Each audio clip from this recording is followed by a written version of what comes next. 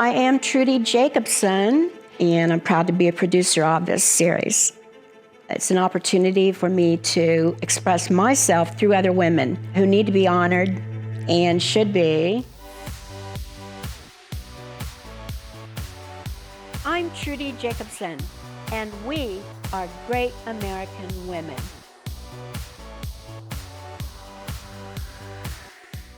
You know, I should be recruiting women for driving trucks. We own a transportation company, and that was during COVID. There were a few drivers out there. There's a great opportunity for women to be in the trucking industry, not only as a driver, but all the way up to an executive in the company. I said, well, the way that I may want to recruit them is to promote myself. I don't know if you know this, but I was a driver. I got my driver's license, chauffeur's license years ago. I learned to drive an 18-wheeler. I've been out on the road, and I can relate to it. It's not an easy life. I wanted to promote myself, that I had done that, and maybe that would encourage other females to say, hey, if she can do it, then I can do it, and this is a great opportunity. I tried working with a publicist, a public relations firm. That was not a good idea. But in it, I promoted the industry, and I think I was a little bit naive in thinking that if I promote myself, then others will follow. They might want to do that at trucking. They want to be a part of trucking. Promoting myself didn't turn out to be a good idea for numerous reasons. I didn't like it, promoting myself. So it occurred to me, why not promote other women and honor them? You can be a great American woman without doing something specific, and there are so many great American women who are just trying to survive, and they're awesome, they're fierce.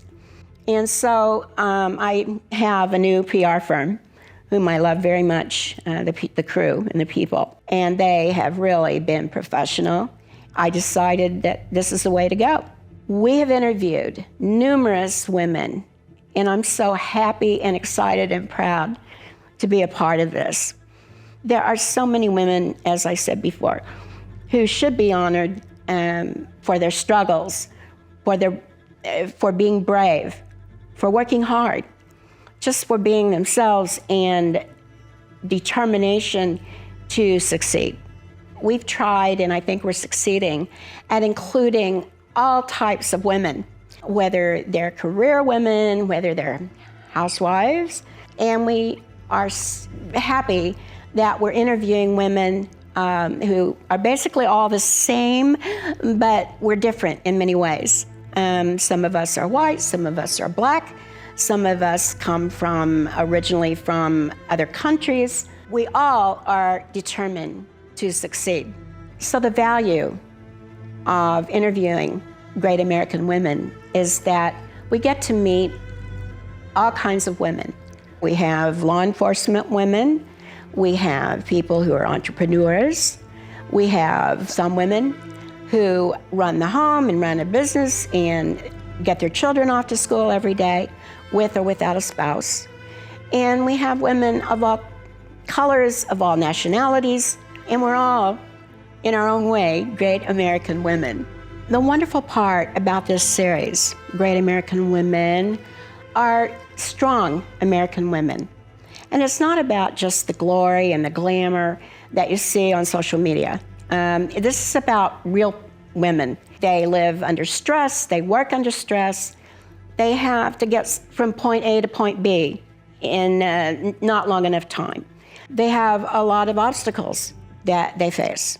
In this series, you're going to see the good, the bad, and the ugly, starting with me. It's not been easy for me many times, nor has it for all the women we interview. You're also going to hear wonderful stories of success, the ones who overcome all the obstacles and know exactly where they want to go, and they do it. I'm so excited about this new opportunity that I'm taking. I am an executive producer on an independent feature film entitled The Greatest. Ryan Sarno, a very talented guy, wrote this play and directed it. Right now, we're sending it to film festivals all around the country. The theme of The Greatest is 1960s New York. It has a story that will resonate with many. We think it's going to be great, and I am so happy to be involved in this. I've always wanted to be in films, not acting, but as a producer, when I really knew what producing meant. Let's talk about aging, because this is a hot topic. We're seeing a lot of stars, celebrities embracing aging by going makeup-free, letting their hair turn gray and loving it, and naturally curly hair. I'm so thrilled that I am embracing aging. I realized that I don't want to have chemicals on my hair anymore. I was a blonde. Yes, I like that, but it's time to let that go. And also a lot of makeup.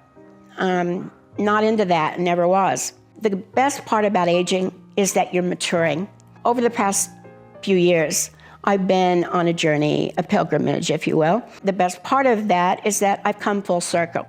And I know that I know me in the process. I'm thankful and grateful to be back with my loving family, my home, and that's what really matters. Aging, to me, is maturing and giving up some of the accoutrements in life that make you look better, that make you feel better, and coming back to the realization what really matters are the values that were there all along. I, like everyone else, enjoy family traditions, especially at holidays, sometimes during the week. Having my children come to dinner twice a week is wonderful. Everyone has a different idea of festivities and how you prepare. I'm not the best cook in the world, but I do love to make creative table settings. I combine like traditional with contemporary, antique dishes with modern fare. So it's a lot of fun for me. And I was thinking about setting the table. And one of the great American women, says that not only is it important to set the table like you like, that looks good, but it's even more important how you set the table for your life, beyond just the table you're eating at. That setting the table for your life is so important. And who's sitting at your table? Who's sitting at your table? When you think about it, I think, as she suggests, you need to surround yourself with people you really care about, you really love, at your table or in life, and be happy and loving and enjoy doing that. I volunteered in organizations for years. It's sort of characteristic of my family that we give back. We do acts of loving kindness that we either sponsor or contribute to worthy causes and help other people. That's just our nature, and that's what we do. Some of my favorite organizations, though, one is JDRF. That's the Juvenile Diabetes Research Foundation. And that's where doctors and researchers are trying all the time, very hard, to find a cure for type 1 diabetes. Someone in our family has type 1 diabetes. That's when your pancreas will not produce any insulin at all. Ones with type 1 diabetes are dependent on injectable medication, insulin. Type 2 diabetes is a killer as well. Type 2, though, is caused by lifestyle choices, whether it's obesity, high blood pressure. It's an angry offender as well. We hope day and night that a cure will be found. JDRF has helped millions of people. As we're speaking, there is legislation frequently trying to help the high cost of insulin through either health insurance or programs to help those who really need the help. Some people reuse needles. Some people don't use their full amounts, and this is insane. We need to do more to help provide medication, insulin, for those who really need it. We've always been supporters of military veterans organizations. One in particular is Veterans Community Project, and that started right here in Kansas City. The goal was to simply provide a roof over homeless veterans' heads, and there were many in Kansas City. That organization builds tiny homes for homeless vets. Now they've expanded, and they are doing that in several cities across the country. Another veterans organization is All Secure Foundation, and in addition to that, Virago Foundation. Tom and Jen Satterley, a war hero, and his amazing wife have been doing this for years. What they do, they provide opportunity to help PTS, which many veterans suffer from. It's not only the veterans, I'm finding out, their wives, their children. This is a major problem, and they're doing more than their share of trying to provide some help through events, through one-on-one therapy, through having people they can call, but they've done a tremendous job of supporting this particular group of people. My best hobby in the whole world is being around my granddaughter. My granddaughter is 5 years old, and I see her growing, and I wouldn't have missed this opportunity for anything. She becomes an obsession with me, and I think all grandparents may feel that way. She's the best. The other thing is, yes, I'm a huge fan of NFL, particularly the Kansas City Chiefs, and that is so much fun. This town and all the areas around Missouri and Kansas live and breathe Kansas City Chiefs through tailgating, through events, through charities. They're all around us. They're all around. I was a cheerleader in high school, and so this is an opportunity for me to extend that passion. You know, you have aspirations for your children, and then this granddaughter comes along and you think, oh my God, this is love, this is my heart. And you're so happy, and you think continually about their future. Oh my God, what's she going to do when she's in high school? Who does she want to be? What career will she want? And I'm hoping that she'll reflect on these interviews as she grows, as she matures, and she finds some kind of help or advice or any glint of inspiration. And I think she will, because we cover so many different women and what they do.